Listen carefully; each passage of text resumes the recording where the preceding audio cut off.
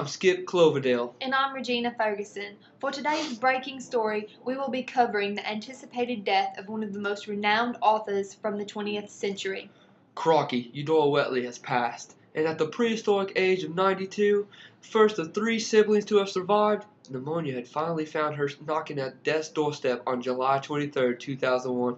I tell you what, Regina, I've almost found myself knocking at the same doorstep. Oh, that's devastating, Skip. Yes, ma'am. Welty was born in Jackson, Mississippi on April 13, 1909. She was predestined for greatness in the literary community, and predestined she was, Skip. She was such a classy lady. I'm sure she was, Regina. Being born into a family name without prestigious Southern roots, her occupation was not expected to go beyond the teaching career of her mother or the insurance cashier career of her father.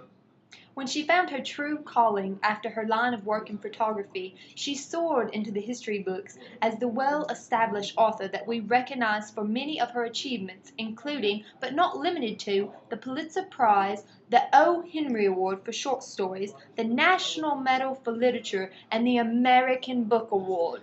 I tell you what, Regina, that's about 4 more awards than I've ever won in my Oh, life. I know, me too, Skip. Welty's treatment of universal themes and her wide-ranging artistic influences clearly cross all regional boundaries. In other news, Crocky. Regina, you're never going to believe this. What's that, Skip? Ladies and gentlemen, you're in for quite a treat. We have some photographs from Eudora Welty. Yay!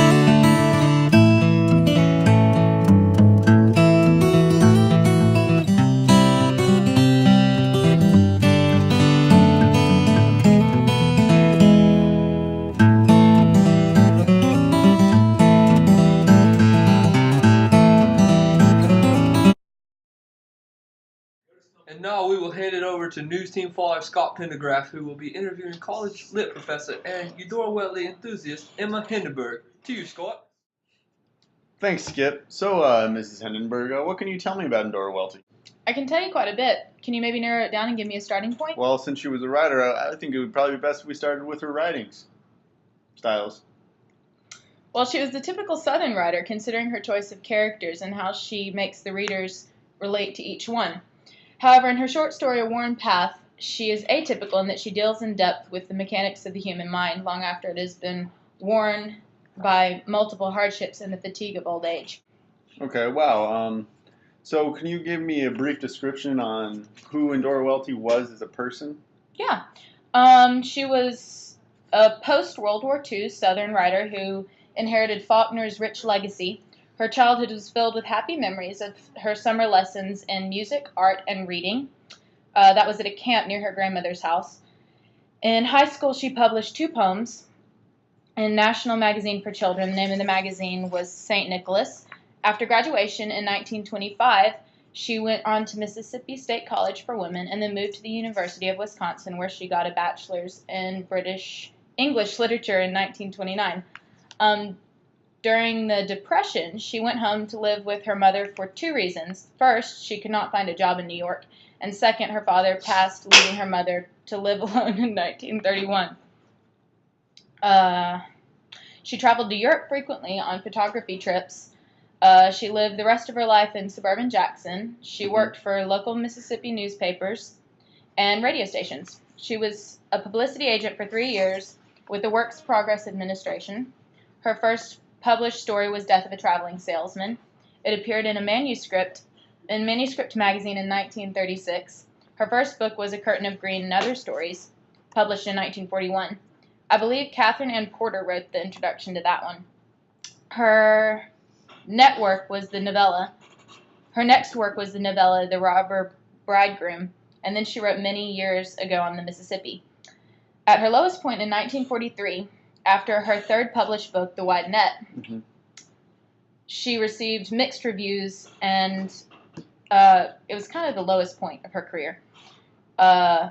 She received a fan letter that said, "You're doing fine, you're doing all right," and it was signed Faulkner. And she hung it on her office wall for inspiration. She was just such an incredible writer from the very beginning of her career. During the war, she spent some of her time serving the staff of the New York Times Book Review, and that was in 1944. She was the oldest of her two siblings, the only girl. She grew up in the South. Obviously, everything about the South was ingrained in her works. She did have some detachment from her society because she was a first-generation Southerner. Her parents were not from the overt culture of the area where she was raised, therefore she had outside influences that gave her perspective. And just enough objectivity to see the explicit Southern characteristics that litter all of her stories. Her father dealt with photography. She was introduced into the world of the arts at a very young age. I would argue that it gave her the launching pad that she needed for her liberal arts-based career. To wrap it up, she was just an amazing woman who accomplished incredible feats through her lifetime. Well, thank you so much, Professor. Thank you for your input. I'm sure Eudora Welty would be just so proud to see someone taking so much interest in her life story. So thank you for your interview and for your time. Back to you, Skip. Yes, thanks, Scott. Wow, what an informing interview that was. Welty was an enchanting woman. But not only enchanting, she was mysterious. I have a bit of racy information that most people don't know about this woman, who has lived most of her sheltered life in the rural South, caring for her family that all died around her. What a tragic incident, Regina. It is tragic. In an interview with her close friend and mentor, Welty stated that at the age of 32, she was still a virgin. Wow. Divide that number by 8, and you got what I lost my virginity at, Regina. Oh, you're so racy. The friend replied, "And you always will be to this." But did she remain a virgin? The question lingers. Regina, you know what else I thought was pretty interesting? What's that? During that interview, the letter Faulkner wrote to her at her lowest point. Faulkner? Yes. You mean Faulkner. Our producer, Mr. Team, would be so mad that you messed up his favorite author's name. Faulkner. Faulkner. With an N. With an N. I do say so. I'm sorry, Mr. Team. But potato. Anyway, in other news, yes, Regina, I've heard of the racy things you speak of. Her only relationship was supposedly with her adored friends. John Robinson, to whom Welty dedicated her novel, Delta Wedding. Yes, Skip, this is precisely what I speak of.